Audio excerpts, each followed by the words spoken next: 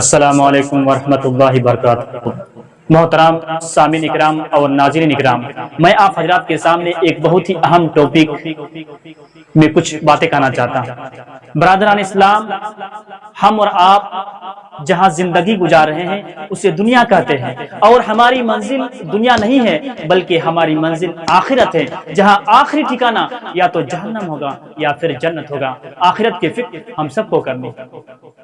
آج ہم اور آپ دنیا کے لیے بہت فکر کرتے ہیں لیکن آخرت کے لیے کوئی فکر نہیں کرتے۔ ہمارے پاس کل قیامت کے دن کے لیے کیا تیاری ہے؟ میدان محشر میں تیز دھوپ سے بچنے کے لیے کیا تیاری ہے؟ پل صراط سے بچنے کے لیے کیا تیاری ہے؟ اللہ تبارک و تعالیٰ کے سامنے کھڑے ہونے کی کیا تیاری ہے؟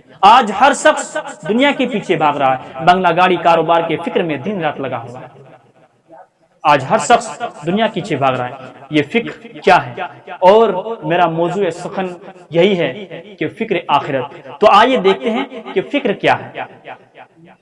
یہ تقریر دو لفظوں کا مجموعہ ہے، ایک ہے فکر اور ایک ہے آخرت، یعنی پیش آنے والے نقصانات اور خطرے سے بچنے کے لیے تدبیر کرنا، پلاننگ کرنا، کسی چیز کے بارے میں منصوبہ بنانا، اسے فکر کہتے ہیں۔ مثال کے طور پر سیلاب آ جانے کا خطرہ ہے تو اس خطرے سے بچنے کے لیے ہم اور آپ تدبیر کرتے ہیں، پلاننگ کرتے ہیں۔ کسی کو حج پر جانا ہو تو فکر پڑی رہتی ہے کہ پاسپورٹ بنوانا ہے، ویزا لینا ہے اور حج کے ارکان سیکھنا ہے وغیرہ وغیرہ۔ اسی طرح کسی کے گھر میں پڑھائی کا معاملہ ہے یا بیٹا بیٹی، لڑکا لڑکی کا، تو فکر پڑی رہتی ہے۔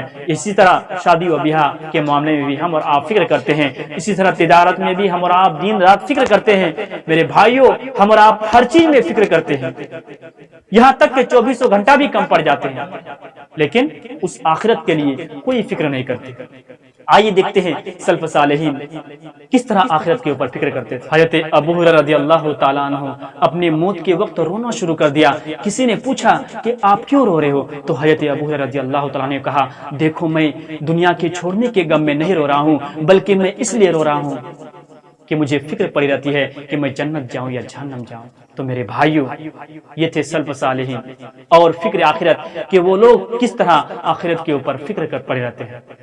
اسی طرح حضرت عمر بن خطاب رضی اللہ تعالیٰ عنہ نے جب قرآن مجید کی سورہ طور کی آیت تلاوت فرما رہے تھے، جب وہ اس آیت پر پہنچے، ان عذاب ربک لواقع، بے شک کہ آپ کے رب کا عذاب واقع ہونے والا ہے، تو حضرت عمر بن خطاب رضی اللہ تعالیٰ عنہ رونے لگے، یہاں تک کہ روتے روتے بیمار پڑ گئے اور لوگ ان کو دیکھنے کے لیے چلے آئے۔ اس سے ہم اور آپ کو اندازہ ہونا چاہیے کہ جس صحابہ اکرام کو دنیا ہی میں جنت کی سرٹیفکیٹ مل گئی تھی، دنیا ہی میں جنت کی بشارت دے دی گئی تھی، انہیں بھی آخرت کے اوپر اتنی فکر پڑی رہتی ہے کہ دن و رات رونا شروع کر دیتے۔ یعنی عذاب قبر کے بارے میں اگر کہیں سنتے یا قرآن مجید کی آیت تلاوت کرتے تو خود سے رونا شروع آتا۔ میرے بھائیوں، یہ تھے سلف صالحین اور فکر آخرت، یعنی سلف صالحین صحابہ اکرام کس طرح فکر کرتے تھے، ان کے مقابلے میں ہم اور آپ ذرہ برابر بھی فکر نہیں کرتے۔